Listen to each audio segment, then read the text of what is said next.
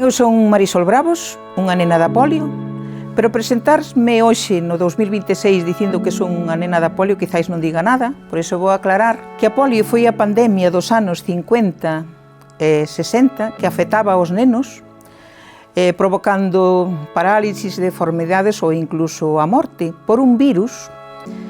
E curiosamente xa existían dúas vacinas, pero en España ocultouse a pandemia porque se deu prioridade á chegada do turismo.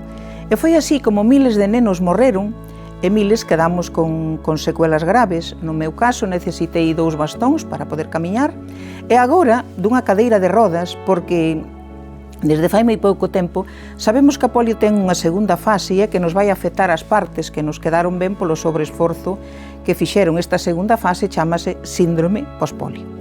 Esta sería, digamos, a parte física, pero isto derivou en que eu vivín a discriminación de primeira man. A min non me admitiron na escola, me ensinaronme meus pais a ler, escribir, contas, etc. E volveron a intentalo cando eles xa non sabían ensinarme máis, 2 anos máis tarde, cando eu tiña 9 anos, e nese momento sí me admitiron, pero con reservas, porque a maestra non me deixaba subir ao comedor e eu tiña que comer soa ao lado da escola debaixo dun carballo, non?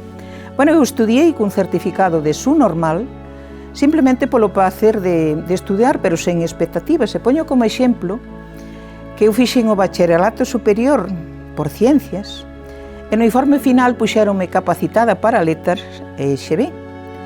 En aqueles tempos non estaba ben visto unha muller nunha carreira de ciencias e moito menos eu pois con os bastóns, non?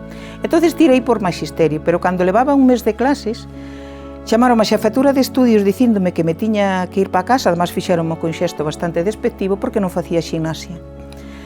Eu fixe unha instancia á Universidade de Santiago solicitando a exención da ximnasia práctica e contra todo pronóstico concederonme, pero non por ser eu, existían 2 ordes ministeriales que contemplaban esa opción, pero se ve que a Lugo non chegaba a información.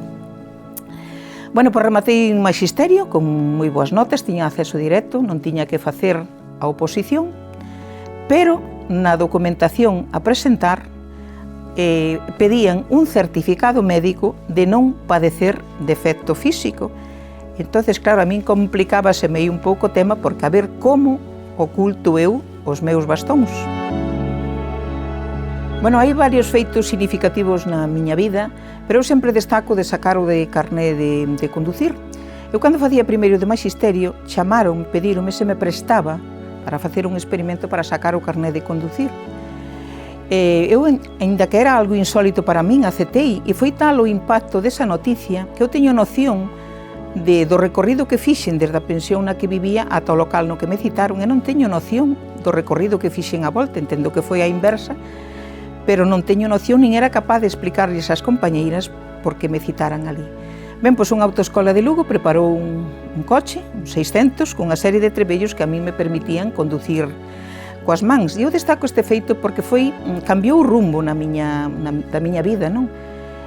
Gracias a que tiña coche, un maxisterio xa tiña coche, un 5000 con cambio automático, eu puiden exercer de mestra, da que non me admitiron na escola, 37 anos no ensino público e estiven en distintas escolas universitarias ou unitarias do Concello do Corgo, do Concello de Villalba, de Bretoña, e nos colexios de Alfoz, Castro Riberas de Lea, e neste, no colexio no que me xubilei.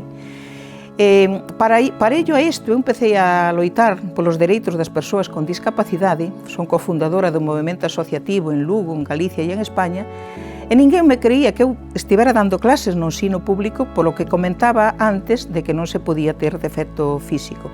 Bueno, pois eu, de algunha maneira, coleime no ensino público no que estuve en 37 anos.